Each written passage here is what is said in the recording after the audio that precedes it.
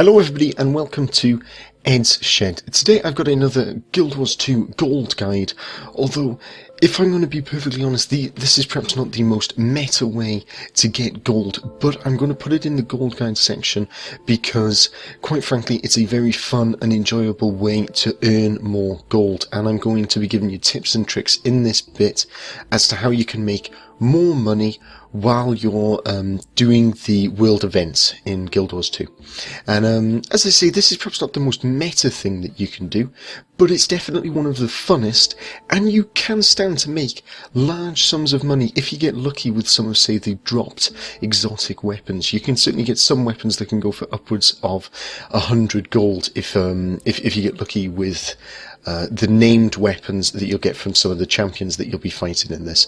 And just generally, all of the loot that you'll be gathering as you're doing this and the karma that you get will make this more than worthwhile as something to do.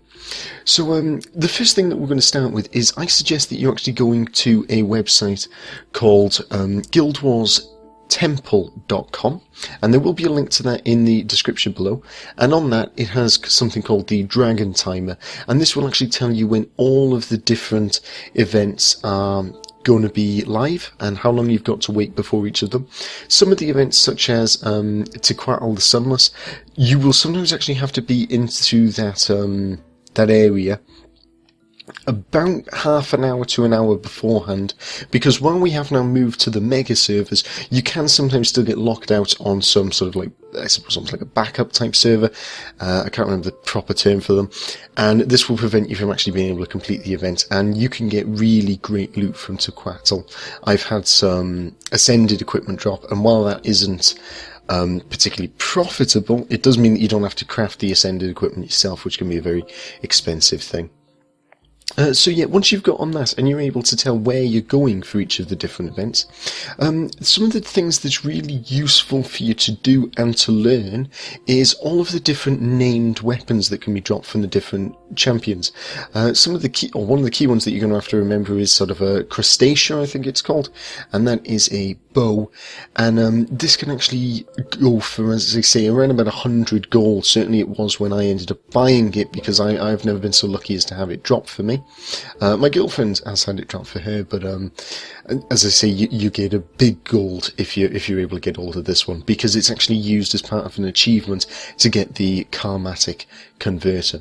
The next thing, once you know what exotics you absolutely want to sell on the trading post, such as the named ones, the next thing is to learn more about the runes in Guild Wars that you can actually find on the weapons, and discover which ones are particularly expensive, because sometimes you can have exotic weapons and equipment that maybe on their own are worth about a gold, but the actual sigil in it, so the rune in it, is worth far more. Some of them can be worth 10 gold. I'm struggling to remember which ones they were now, which I probably should have checked before I did this video. But you can get big money if you know which runes people really are seeking after. And I keep calling them runes, but they are in fact called sigils if you're looking for them on the trading post to try and get the prices.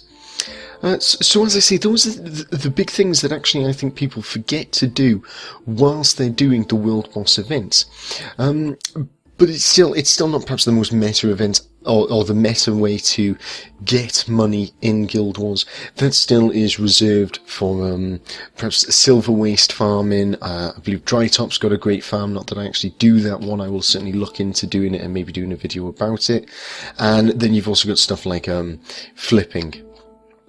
But the reason that you should still consider doing this is because these world events are the things that actually make Guild Wars feel alive and are very different to what you'll find on other MMOs. This is the thing that actually makes it feel like you're in a world that your actions matter. I know they don't, and you're still just another number in a huge horde of people, but the large scale and everybody there and waiting around and the banter that you can have on certain parts of it, it's a really pleasant experience and a really nice thing to be doing if you've got just a few minutes of your spare time to be doing a bit of something productive in Guild Wars.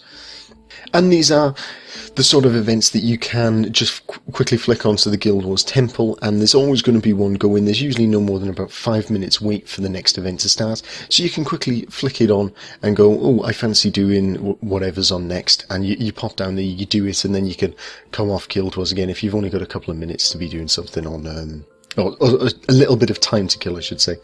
So I hope you've liked this video. I hope that it's been able to give you a couple of little tips and tricks to try and improve the money that you'll be getting through world events. And if world events aren't something you've already been doing, I hope that me pointing out that website will certainly encourage you to do it, because they are incredibly fun and they're really the sort of thing that distinguishes Guild Wars from many of the other MMOs out there. So yeah, please like and subscribe if you've enjoyed this video, and I will see you around.